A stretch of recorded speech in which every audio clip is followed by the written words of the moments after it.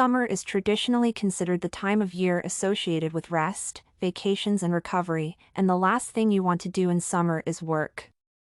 It is the theme of the relationship between summer and people's productivity that the author explores in his article.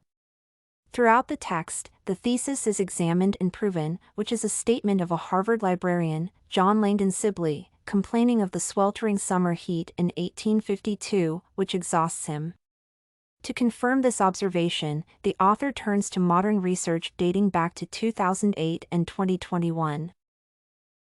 As shown by the obtained statistical data, the weather directly impacted the duration of people's work. On rainy days, workers stayed at their workplaces half an hour longer and worked more productively than in the heat. A relationship between temperature and weather and cognitive ability has been established through other studies since much less compelling arguments were enough to persuade students in pleasant summer weather. Finally, the last derived relationship is the temperature on mood, which is an inverted U pattern. First of all, it is worth noting that the author supports most of the arguments presented with research, directly referring to them.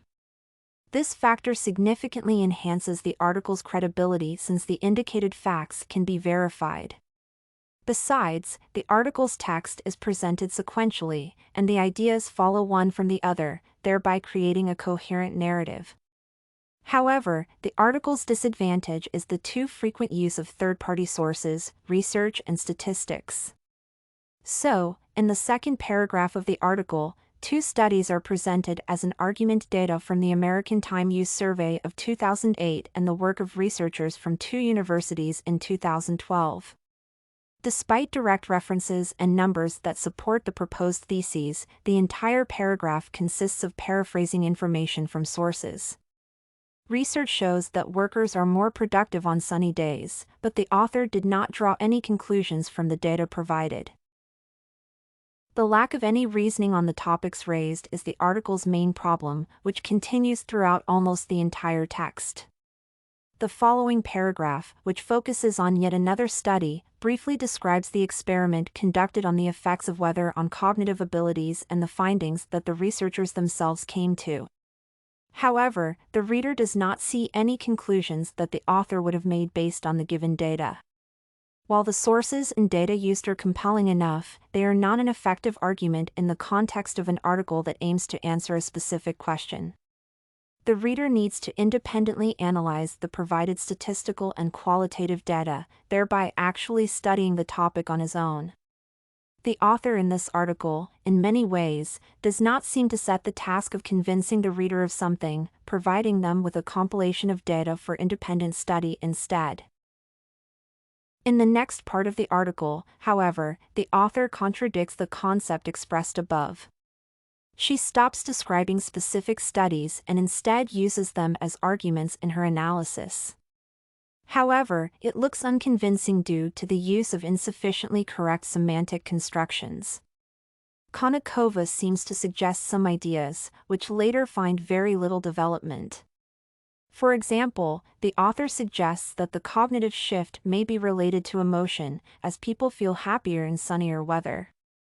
3 short references to various studies support this, but no detailed study of the results or analysis methods is undertaken. Instead, the evidence from other people's research is cited as quick facts, from which the equally short and inconclusive conclusion is drawn that the happiest season is summer. Although the story is coherent enough, and one idea follows from the other, almost all are equally unconvincing. So, the transition from the influence of weather on productivity and brain activity to people's emotional state at different temperatures and the sunlight is logical and consistent. However, none of the topics described is deeply investigated. All the cited sources are studied superficially. They are used to bring 1 or 2 specific facts, which should supposedly serve as arguments to convince the reader of the author's position's correctness. Finally, all the sources used, and the arguments presented, even considering their ineffectiveness and inconclusiveness, must lead to a specific conclusion.